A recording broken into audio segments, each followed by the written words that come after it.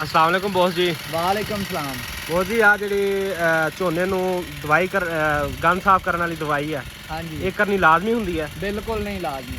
ये बड़ा ही खास सवाल है। बहुत सारे जिम्मेदार साढ़े भरा जिहड़े ने ਉਹ ਪੈਸੇ ਜ਼ਾਇਆ ਕਰ ਰਹੇ ਨੇ ਇਹਨਾਂ ਚੀਜ਼ਾਂ ਦੇ ਉੱਤੇ।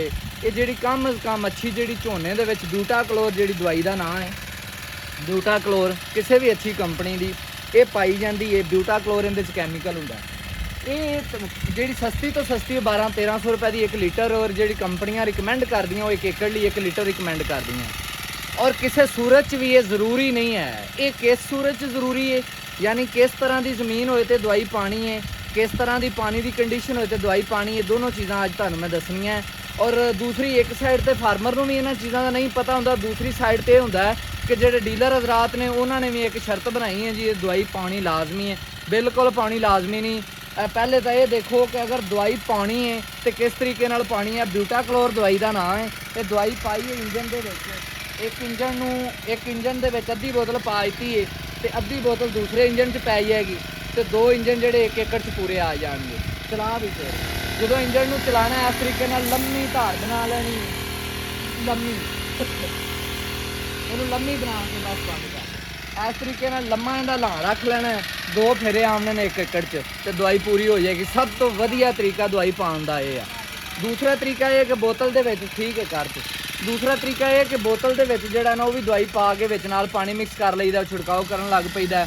वो मुश्किल तरीका है, उहदे विच दवाई भी सही तरह फैलदी नहीं दी पूरे फील्ड दे विच। ते तीसरा तरीका यह हुंदा है कि आम जिवें स्प्रे करी दी उस तरीके नाल भी तुसीं दवाई पा लैंदे जी। वो तरीका बहुत अच्छा, लेकिन उहदे च मेहनत ज़्यादा दरकार हुंदी है। इसलिए मुनासब ते अच्छा तरीका यही है जिहड़ा काम भी कर जाए तो मेहनत भी कम लगे।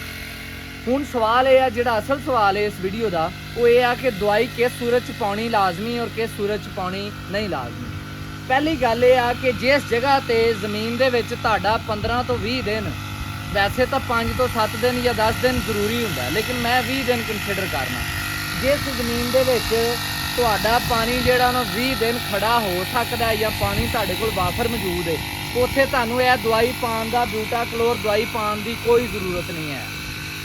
और जिस जगह ते तुहाडा पानी वाफर है और पानी खड़ा रहना फील्ड दे विच पहले 15-20 दिन, उस जगह ते दवाई पाउण दी कोई ज़रूरत नहीं। जिस जगह ते पानी की कमी है, यानी 15-20 दिन तुसीं पानी नहीं खड़ा कर सकते, उस जगह ते ये जिहड़ी ना दवाई पानी जरूरी है।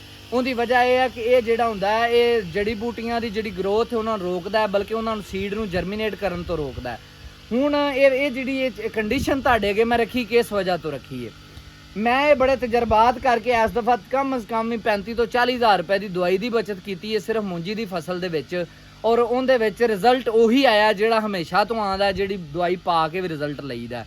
उहदी वजह यह है कि जिस फील्ड दे विच तुहाडा स्वांख वगैरह या कोई ऐसी जड़ी बूटी है जिहड़ी पनीरी की तरह ही दोबारा ग्रो कर जाती है, उस जगह ते तुसीं जिन्नी मर्जी दवाई पाई जो उस जगह ते दवाई का कोई असर नहीं, वो जड़ी बूटी दोबारा ग्रो कर ही जानी है।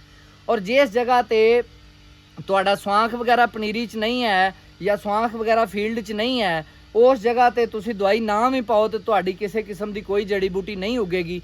पानी तुहाडा कोई 10-15 दिन 20 दिन खड़ा रहना जरूरी है।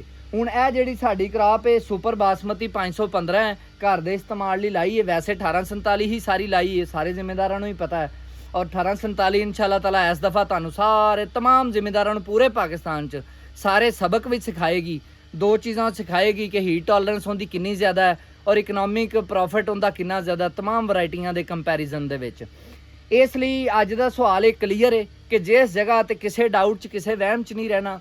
आखिरी दफ़ा मैं ये गल कर रहा, जिस जगह ते तुहाडी ज़मीन दे विच 15 तो 20 दिन पानी खड़ा रहने की गुंजाइश है, कोई ज़रूरत नहीं जड़ी बूटी वाला दवाई पाउण दी। और जिस जगह ते नहीं गुंजाइश, पानी खड़ा नहीं हो सकता, उस जगह ते 1 लीटर जिहड़ी ना वो ब्यूटाक्लोर वो लाजमी फ्लड करनी। हो फ्लड करने का तरीका भी तुहानूं दस दिता है। इहदे नाल इजाज़त दिओ। किसान जिंदाबाद, पाकिस्तान जिंदाबाद।